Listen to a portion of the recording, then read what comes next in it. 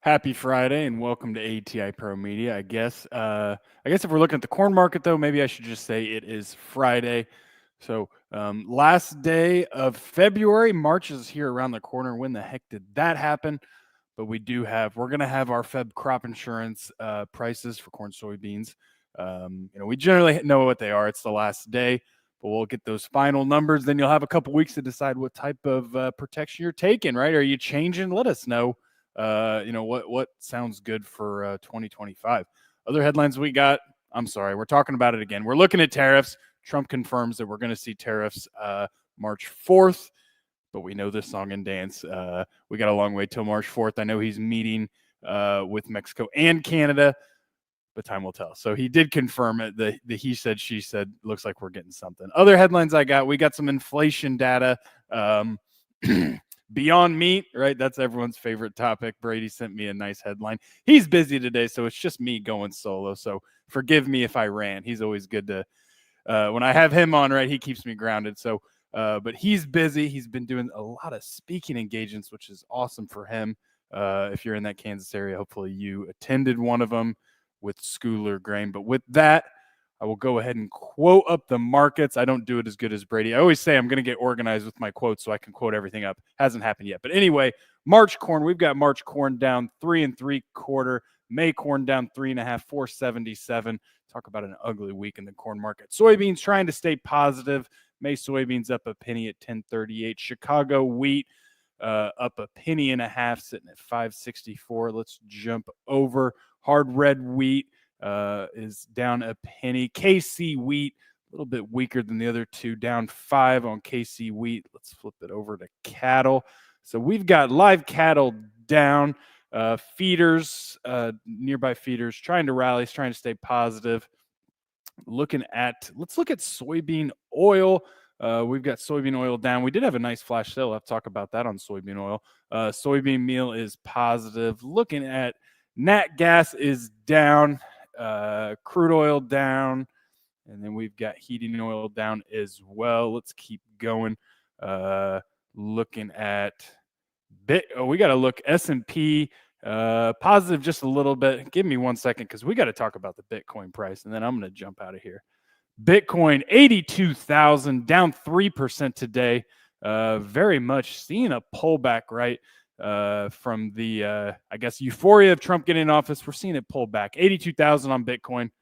With that, we'll go ahead and wrap it up. So I apologize. Brady, if you're watching, I need to get better at quoting the markets. I rely too heavily on you. So anyway, let's jump into the topics. The first one I got is we got a flash sale. And I don't know about you guys, but I can't remember the last time we've seen one of these, right? It's not corn and soybeans, but it is soybean oil. And guess what? We'll take what we can get. 20,000 metric tons soybean oil sold to unknown destinations. I'd love to look back. When was the last flash sale we had? I don't think we had. Did we have one this week, guys? I don't think we did. Yeah, Joe's saying no. Which isn't, especially when we're looking at the soybean market, we talk about it a lot that, once that Brazil crop comes online, our soybean exports really, it's really a cliff, and we're seeing that follow that seasonality. But still, I wouldn't mind to see a few more going into March. So hopefully we could get some corn sales in the books. But with that, it's the last day of February. We're going to have that spring price set. And so my back of the napkin math, it looks like corn market, depends what it does today. We're going to be in that 470 to 472. If we see weaker, maybe it drags down to 469, but right in that range. And then soybeans, I believe, would be at a 1055, give or take. So I wanted to look. I had these. Let's just look at, where does that compare historically? And as you can see, 469, 470. My gosh, right in line with where we were last year at that 466 Feb price. We got there two different directions, right? Last year, it was very much a declining market into January, February. This year, we saw a nice increase, but we got to the same destination. So, if we go back, it's always fun to look, when was that? What's the highest Feb price we've ever had? You got to go back to 2011. I really thought we broke it in 22, but I guess I was wrong. $6. We've only had one $6 handle for the Feb average. Had a few fives, a lot of fours, a lot of threes. looking at that. Jumping over to soybeans, significantly, right? We're going to be about $1 off from last year in the soybean market on that Feb average. 1058, right? We've seen weaker, but that's definitely on the low end on the soybean market. The high looks like was in 2022. That must be where I got it from. 1433 was the Feb average. So with that, we've got it priced. Now you got a couple weeks, right? March 15th, I believe, is the deadline to where you got to decide what you're going to get. So are you going to stick to the status quo? I think the big topic I got to think if you meet with your crop insurance agents is going to be the change in subsidy levels with that enhanced coverage option. We talk a lot about it. And so it makes a lot of sense, right? It's subsidized something like 20% more, makes it significantly cheaper. The only thing I ask is if we start thinking about crop insurance, right? I want you to put your marketing hat on as well, because crop insurance, it's a fantastic tool. It's great to know that we got that safety net. We've got some yield protected. If we want to go make some sales, we know we've got that revenue guarantee behind us. But if we just rely on crop insurance and go these next 6 months with doing nothing, well, history shows us, right, we could be being a little more proactive. So if you're talking crop insurance, give it a little time. Let's think marketing. If we can help, give us a call at any time. So moving right along, I don't want to dwell too much on the ag outlook for him, but I did find this interesting from Karen Braun, is just looking at principal crop acres, corn, soybeans, and wheat that the ag outlook that the ag outlook gives us. And I believe they had it at, we're at 225 million acres is what they predicted for 2025. You've got to go back to 2017 before they exceeded their February forecast. So every year for the past 8 years, we have been under that total number for corn, soybeans, and wheat. So, is 2025 going to be the same thing? They're not making any more farm ground. So, I guess it makes sense that we see that decrease every year if we look at it. But, where are we going to see the drop, right? Are we going to hit that 94 and a half, 95 million acres of corn? Or, are we going to be a little bit more grounded, right? Seeing a weaker corn price. Time will tell, I guess. So interesting to see there. But anyway, I'm going to keep plugging these out. What's our next headline, guys? Should we talk okay, let's do it. Talk tariffs. Canada and Mexico tariffs will start March 4th. Trump confirmed it. And so we're talking 25% tariffs on Mexico and Canada, the same thing he proposed a month ago. But wait, there's more. He threw on a extra 10% duty on Chinese imports, all related to fentanyl. He wants to stop the flow of fentanyl into the United States, and so he says, we talked yesterday about how it was. He said, are tariffs on? Are they off? Kind of conflicting opinions. It depended on what was the last headline I read is what I saw. I went straight to the source. So here we had Donald Trump on Truth Social. Here's the direct quote. Tariffs scheduled to go into effect on March 4th, in all caps, will indeed go into effect as scheduled. China will likewise be charged an additional 10% tariff on that date. April 2nd, reciprocal tariff date will remain in full force and effect. Thank you for your attention to this matter. God bless America. So it looks like we're a go. But also, right, we saw this a month ago.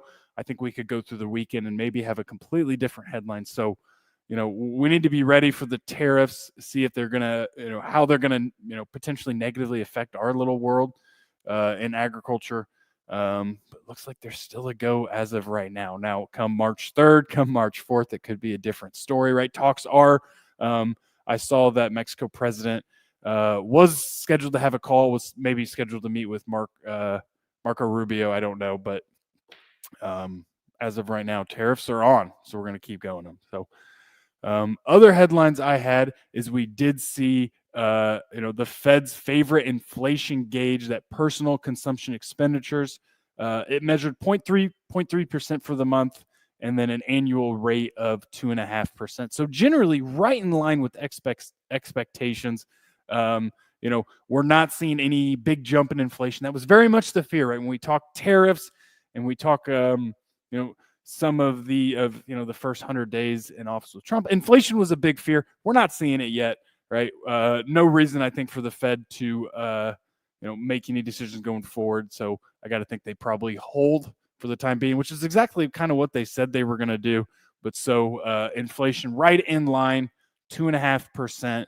But we got a lot of time left in 2025, so we'll see where that goes. But anyway, let's keep going. What's another good one? Oh, here we go. Everyone's favorite topic, Beyond Meat. So Beyond Meat, we saw that they cut jobs. I think they cut 6% of their workforce and completely ceased operations in China. So it's the continuing, when we see headlines with Beyond Meat, it's usually how they're scaling back operations. If I was on my game, I would have had that Beyond Meat stock price because it's always fun to look at because it started up here, and for about the past 18 months, it's been about $3 a share. So continue to see ceasing operations in China completely, and so that the whole Beyond Meat fake meat thing. I think is it safe to say it was a fad? I think so, right? I guess we don't know what the future holds, but surely we see them completely dropping. So 6% of their workforce laid off, and then suspends China inflation. So with that, I think I went ahead and ran through everything. So premium, Brady and I just kind of did a quick position update, right? It's a lot of times when we talk marketing, right, it's easy to get caught up in the swings, right? We had a nice rally in January, felt very bullish. Now we're seeing that pullback. The main thing I'd say is just keep the emotions in check. That's exactly what we try and do. And then, depending on where you're positioned, right? Did you store and ignore and still had all your old crop grain? Well, we just give you scenarios and walk through that, right? That's what I like to do. Those are really my favorite premiums to film, if we're being honest. I love doing the topics, different than that, but I love just walking through positions, right? What are we doing? What type of strategies are we employing?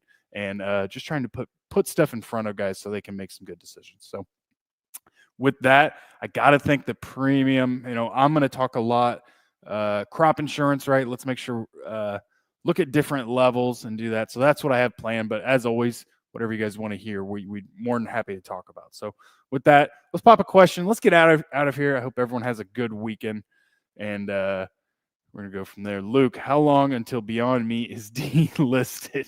Here, let me look at their stock. Their stock price right now is $3 a share. It topped out at call it, I don't know, above $200. So as soon as they're delisted, God, it feels like they're going that way. Yeah, I got to think Brady's probably going to throw a party on that day. So good stuff. Well, I'm going to go ahead and wrap it up. I'm going to quit rambling. Hope everyone has a great weekend. And we'll see what Monday brings. So everyone have a good one.